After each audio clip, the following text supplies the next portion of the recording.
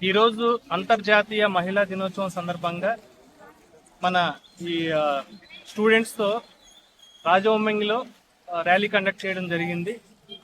ఫిబ్రవరి 28 నుంచి మార్చి 8వ తారీఖు వరకు డీజీపీ గారి ఉత్తర్వుల మేరకు ఈ ర్యాలీలు నిర్వహించి ప్రజల్లో మహిళల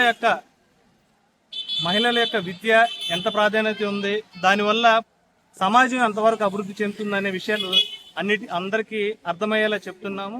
ఆడపిల్ల ఇంటికే పరిమితం అవ్వకూడదు. చదువుకున్న ఆడపిల్ల పెళ్లి చేసుకొని భర్త దగ్గర ఉండాల్సిన అవసరం లేదు. ఆవిడ కూడా ఒక ఉద్యోగం చేసి తన కాళ్ళ మీద తన నిలబడాలి అనే ఉద్దేశంతో మేము ఈ కార్యక్రమం చేస్తున్నాం.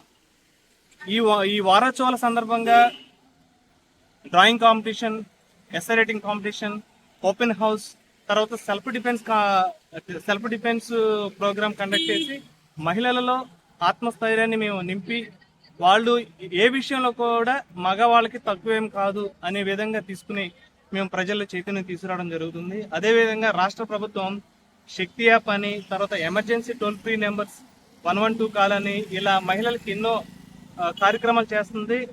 వన్ స్టాప్ సెంటర్ అనే ఒక వినూత్నమైన కార్యక్రమాన్ని చేపట్టి ఆపదలో ఉన్న లేడీస్ని సేవ్ చేయడం జరుగుతుంది. Thank you.